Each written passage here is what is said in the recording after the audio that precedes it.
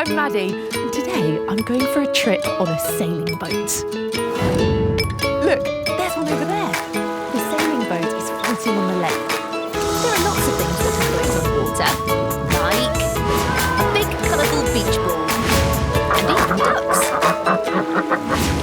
But not everything floats. Some things, like this pebble, sink. So why does a big boat with people in it float when a small pebble sinks? Do you know why a boat floats? Let's find out. How does it work? Floating. To find out how floating works, I've come to a boating lake.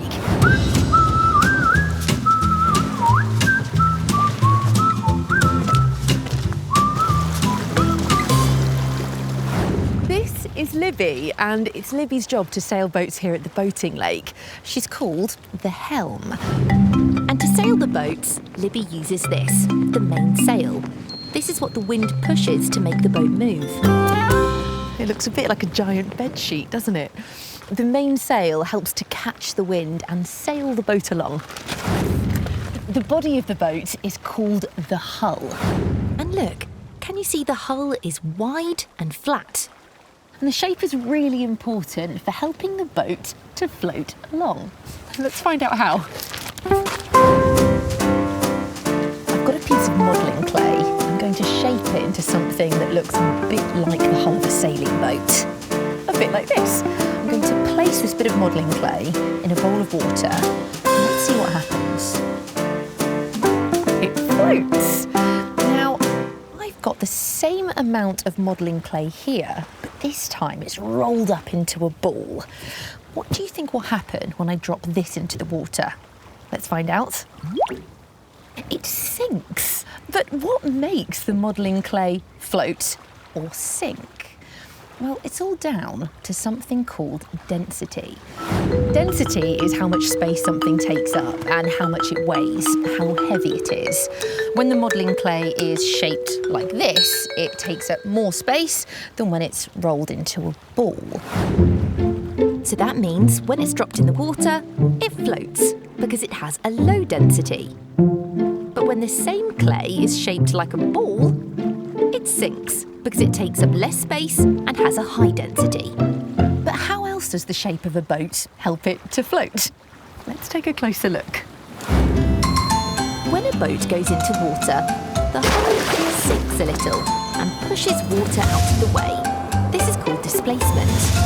When water is displaced, it tries to go back to where it was, and this pushes the boat up.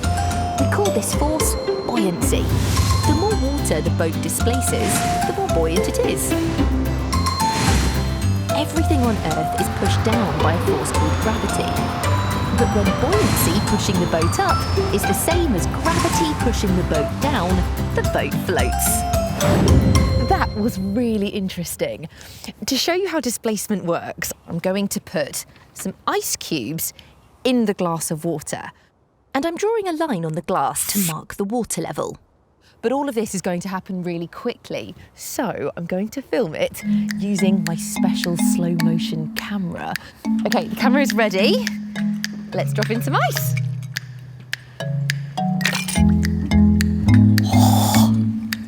Did you hear the splashing sound as the ice dropped in?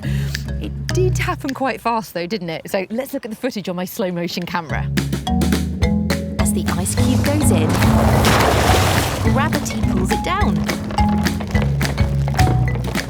Then the ice cube starts to float. That's because the ice cube has displaced the water. And can you see the displaced water has made the water level go up?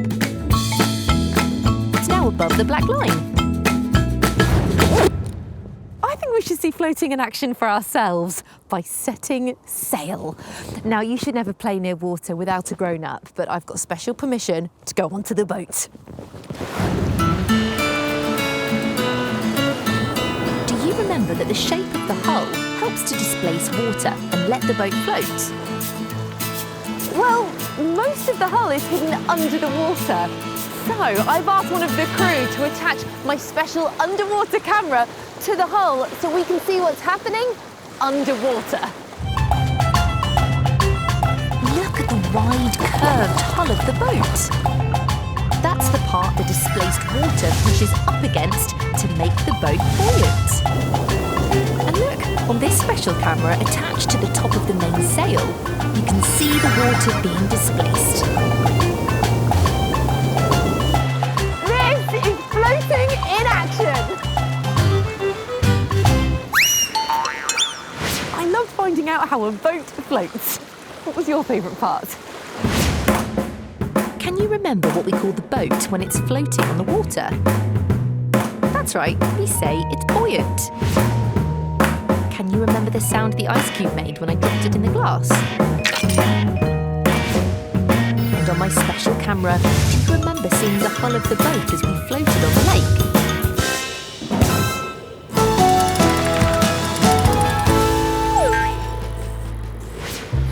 Have you ever been to the seaside? Out at sea, there are boats, and on land, there might be a beach. I like wiggling my toes in the sand. I like to draw pictures in the sand. And I love making sandcastles. It's really fun, isn't it? But where does the sand come from? Do you know how sand is made? Let's find out. How is it made? Sand. To find out how sand is made, I've come to a beach. There's lots of different types of sand, and that's because sand is made of different things. White sand is sometimes made of coral, which lives in the sea. And black sand is made from lava that came from an erupting volcano. But the sand on this beach mostly comes from those cliffs. But how do these huge browny yellow cliffs turn into tiny grains of sand? To find out, we need to get up there. It's really high up on the cliff. You must never walk close to the edge without a grown-up. It's quite windy up here. Wind has an important job in making sand. Wind carries tiny, tiny pieces of rock in it, and when it blows against the cliffs, they wear the rock down a little. You can't see these tiny pieces of rock in the wind, but you can see how they made this rock bumpy. Over time, the bigger rock is broken down into smaller pieces. This is called weathering. But it's not just the wind that causes weathering. Even the sun weathers the rock. Can you see all of the cracks in the path? The ground has been baked by the heat from the sun, which has made it dry and shrink. We call this contracting. And rainwater can also weather the rocks when it falls from the sky into these cracks. In the winter, when it gets cold and frosty, the rainwater freezes and it gets bigger. We say that it expands. But when the water expands, it breaks the rock a little bit. It takes a long time for weathering to happen, but whenever it's warm enough for the ice to melt and cold enough for the water to freeze, the rock breaks a little bit and, eventually, the rock breaks apart. But what's happening at the bottom of the cliff, by the sea? Can you see the water is quite far away from the cliffs at the moment? The seawater actually comes in and out at different times of the day, every day. We call this the tide. And look, on this beach, we can see the tide moving. When the water is far away from the land, we say the tide is out. But when it gets close, we say the tide is in. We can hear the water moving in and out, can't we?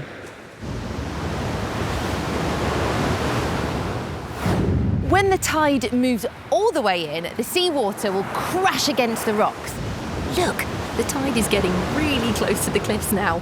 It wears them down a little bit every day. This is called weathering too. When rocks are weathered into small pieces, the small pieces are carried away by wind or water. This is called erosion. And to show you how erosion works, I'm going to use this box filled with sand. The sand has been shaped to look a little bit like the cliffs on this beach. What do you think will happen when I blow the top of the sand with a paper straw? That's right, some of it is blown off the pile. That's the same as the small pieces of rock being moved by the wind. This is erosion. Next, I'm adding some water to the box. This is going to be our sea, and I'm using a piece of card to make the tide. Oh, look at that! It's moving the loose sand at the bottom of our cliff, and it's carrying it away. That's erosion too. Over time, weathering and erosion turns the rock into tiny grains of sand. And millions of these tiny grains of sand make a beach. So we know that sand is made from weathered and eroded rock. But do you know what rock is made of? Rock is made up of lots of different natural materials called minerals. Lots of sand is made of a mineral called quartz. In fact, almost all the sand on this beach is made from quartz. But the quartz in this sand is tiny. So to see it a little bit better, we need to go and find a very special camera. Today, I'm going to be using a microscope camera. A microscope helps us to see tiny things by making them look much bigger. And the microscope is connected to this screen, so we'll be able to see anything we put under it. Whoa, that is brilliant. But I can zoom in even further. Watch this.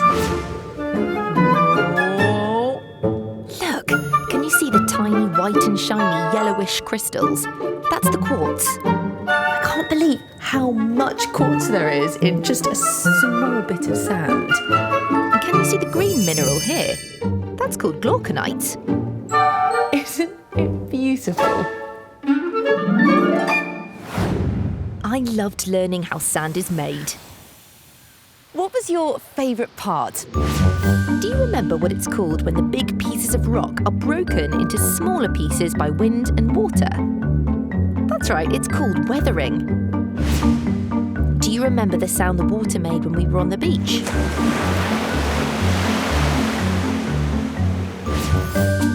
And did you see the quartz in the sand under the special microscope camera?